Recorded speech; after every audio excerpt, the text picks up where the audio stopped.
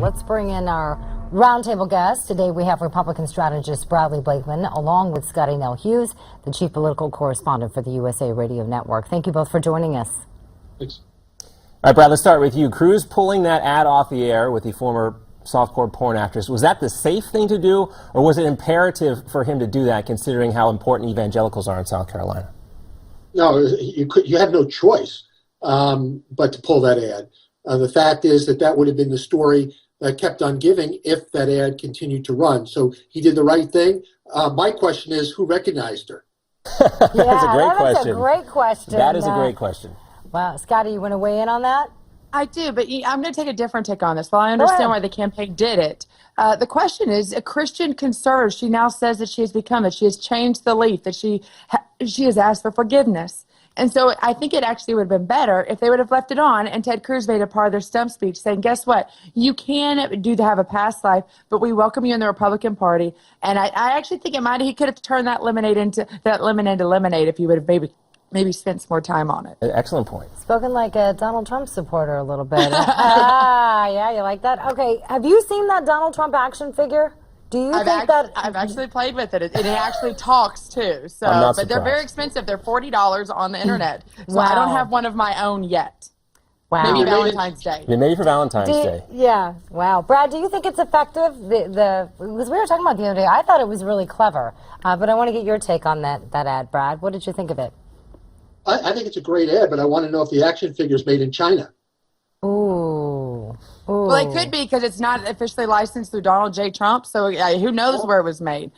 Maybe Canada.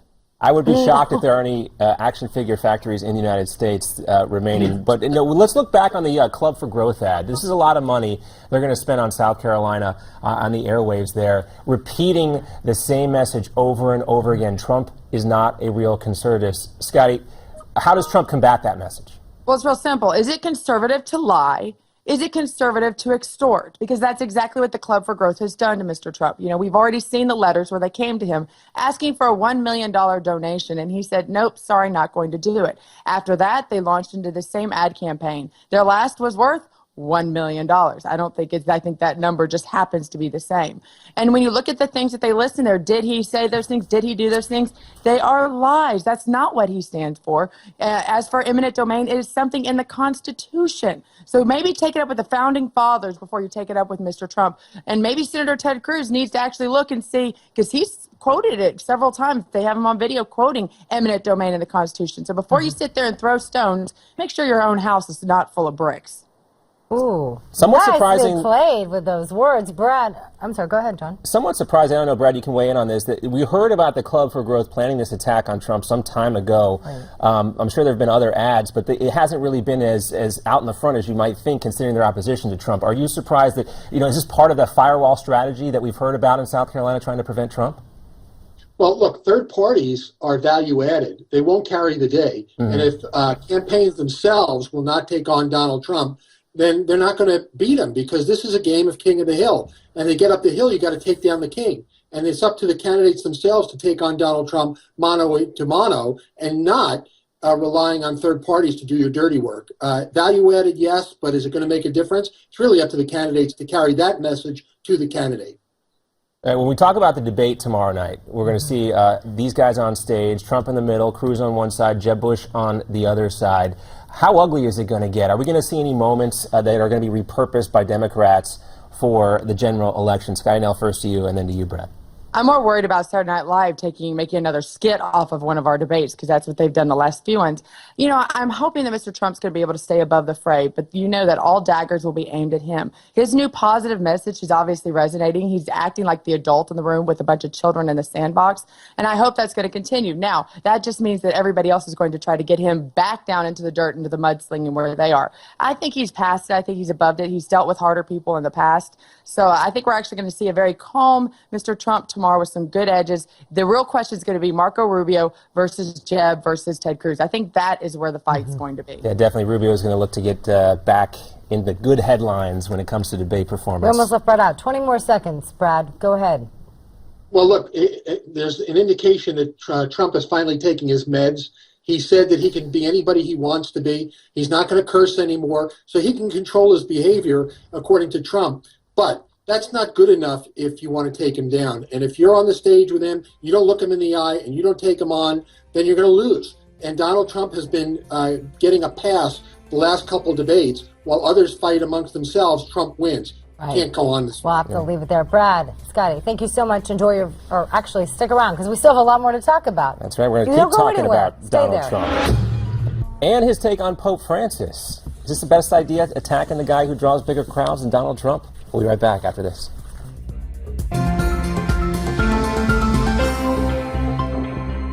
Welcome back to Newsmax Now. More now for you on Pope Francis's historic visit to Latin America and how it could impact the presidential campaign politics over the weekend. Pope Francis had a little fun on his trip from Rome to Cuba today, wearing a traditional Mexican sombrero. But his trip and his liberal leanings have some saying the Holy Father is taking things a little too far. Now, in Mexico City, crews are currently prepping the main square known as the Zocalo. Huge crowds will be there to see Pope Francis's visit at the National Palace and Cathedral on Saturday. But after that, Francis is heading to Mexico's poorest state, Chiapas. He'll hold a cross-border mass there in the Ciudad Juarez and meet with migrants trying to cross over the U.S.-Mexico border. 200,000 people are supposed to attend that mass. Some have already crossed into the U.S. illegally. Yesterday, Donald Trump was asked about the Pope's plans. He's a very political person. I think he doesn't understand the problems our country has. I don't think he understands the danger of the open border that we have with Mexico. And I think Mexico got him to do it because Mexico wants to keep the border just the way it is because they're making a fortune and we're losing. That's Trump speaking to Fox Business yesterday. Back with us, Bradley Blakeman, and also with us, Scottie Nell Hughes. Now, Scottie, I know you are a big Trump supporter, but the only guy who can draw bigger crowds than Trump seems to be Pope Francis. Do you think he should be a little more cautious with his criticisms of the Holy Father while also trying to court evangelicals? Well, I think this is the same criticism you're hearing from the Catholic Church, and there is a difference between some in the Catholic Church and evangelicals. Yes. And the people are being attracted because he's the Pope, not because he's Pope Francis. They're being attracted because of what the office is and the person that's going to be there, not because it's of him himself. I disagree with you on that point. Well, but all the popes have always drawn large crowds. This isn't abnormal that large crowds are being drawn to the Pope coming. The Pope is a legendary. His position, that actual place that he calls, is very legendary. And I think people, if I was of my faith, if I was Catholic, I would go and travel regardless of who it was. He is truly, on this earth, the top dog within the church. But here's my problem with this: the hypocrisy of this. You go over to the Vatican; they have a wall that surrounds the Vatican. And how many of these refugees, these Syrian refugees, have they allowed to come into the Vatican and have they taken care of? None. Now he's going to come over here to our border and sit there and speak against us building a wall. And he's going to sit there and tell us that, yes, I agree, the church should be taking care of the poor. But the poor we have enough within our own country right now to take care of, much less have to sit here and continue to bring more over from Mexico. I think the wall was built a long time ago. Also, the Vatican is inside Italy, so it's not quite apples to oranges. But I see your point, and No, you're right. You're disagreeing on though, because when you said I disagree with you. Oh well, you look back to Pope Benedict's visit to Mexico, an entirely different situation. Pope Francis meeting millions of people on the beach, Copacabana Beach in Brazil. I do think there is a difference between the past Pope, not other popes. We could talk about this in a second, but right. Pope Francis does have more of a cult following, I would say. Well, and then that might just be, but like I said, you go through history, and the Pope is just the legendary of the church. And if you are a Catholic, it is such an honor to be able to actually meet the Pope himself. And I think there's always been thousands that have flocked to him. Yeah, but I will say, probably going along the lines of what you were saying, that there are a lot of people who don't consider themselves religious, even atheists or agnostic, who want to come out and meet the Pope. I've heard that from a number of people, and this is because he evangelizes to a lot of people who aren't Catholic. He's trying to convert them. Right. He wants to bring them into the church.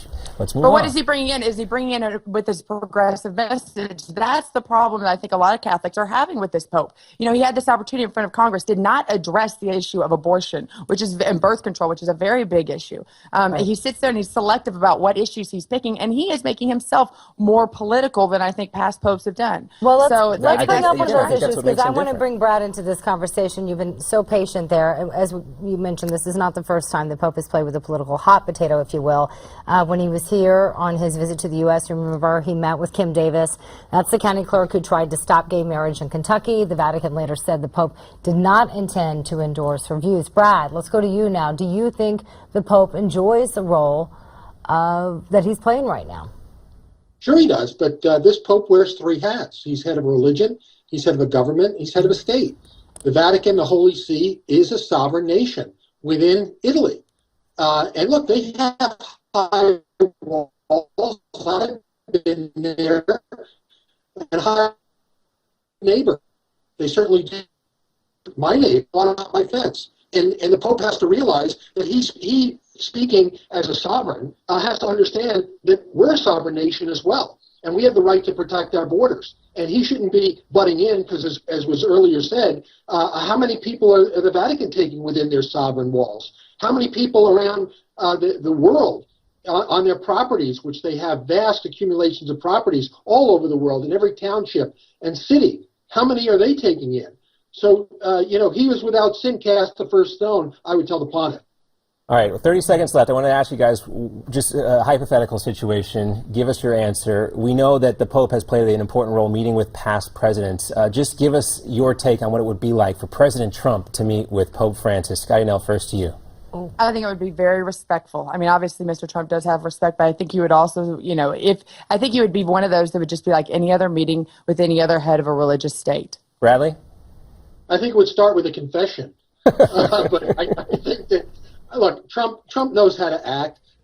Whether the Pope would meet with him is the question. I think Trump would welcome the opportunity to meet with Pope Francis. I'm not so sure Pope Francis wants to meet with Donald Trump. Well, the Pope traditionally meets with the U.S. president. I can just visualize it. I can see it happening. I don't know why. I just can't. Maybe they'll turn it into a movie. Brad Blakeman, Scottie Nell Hughes. Thanks, guys, for playing with us. It's been fun.